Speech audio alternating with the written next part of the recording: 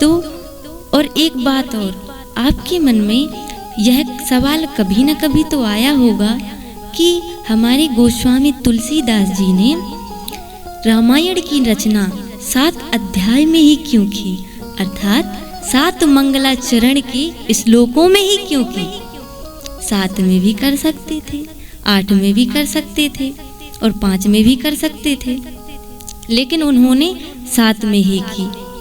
तो हमारा मानना तो ये है कि हफ्ते के दिन भी 7 और सरगम के सुर भी 7, सा रे गा मा पा धा नी, और द्वीप भी 7 और लोक भी 7 हैं, ऊपर 7 नीचे 7।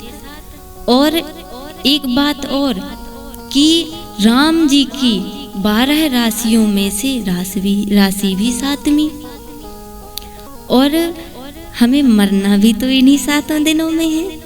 सोमवार को मरे, चाहे मंगलवार को मरे, चाहे बुधवार को मरे, हमें मरना भी 7 दिन में है। तो हो सकता है कि इनमें से कोई ना कोई कारण होगा। तो आपको एक बात और बताऊं कि रामायण के 4 घाट हैं। जैसे सरोवर देखे हैं आप, तालाब, उसके 4 घाट हैं, ठीक उसी प्रकार तो चारों घाट में एक ही कहने वाला है और एक ही सुनने वाला है। तो पहला घाट है शरणागति घाट। तो यह कहाँ है? यह है काशी में यसी घाट। तो यहाँ पर जो वक्ता हैं वो हैं हमारे गोस्वामी तुलसीदास जी, और सुनने वाला कौन है? या तो गंगा मैया, या संत समाज, या उनका स्वयं का निज मन। तो यहाँ पर जो शरणागति भाव से संबंधित बातें रामायण में लिखी गई हैं वो इसी घाट पर कही गई हैं, लिखी गई हैं। पर एक बात है कि जो घाट पर कथा सुना रहे हैं गोस्वामी जी, वो घाट की कथा है दूसरे घाट की। और दूसरा घाट कहाँ है? वो है, उसका नाम है कर्म घाट। वो कर्म घाट है तीर्थराज प्रयाग। तो वहाँ कहने वाले हैं हमारे याज्ञवल्क जी और सुनने वाले हैं भरद्वाज जी। तो वहाँ पर जो कथा सुनाई जा रही है वो किस घाट की सुनाई जा रही है? तीसरे घाट की। वह तीसरे घाट की कथा यहाँ याज्ञवल्क जी भरद्वाज जी को सुना रहे हैं।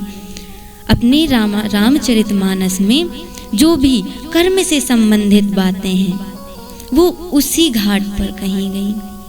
और जो तीसरा घाट है वहाँ कहने वाले हैं हमारे फूले बाबा जी, और सुनने वाली तो स्वयं भवानी मैया हैं। और जो वहाँ कथा चल रही है वो कथा चल रही है चौथे घाट की, और वह चौथा घाट है हिमालय में नीलगिरी पर्वत, जिसका नाम है भक्ति घाट।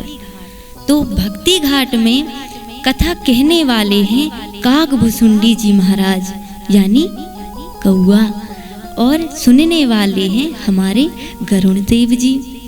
देखिए महिमा चारों में समान हो रही है, एक ही कहने वाला है और एक ही सुनने वाला है, पर जो चौथे घाट पे महिमा हो रही है वह थोड़ी सी अलग है।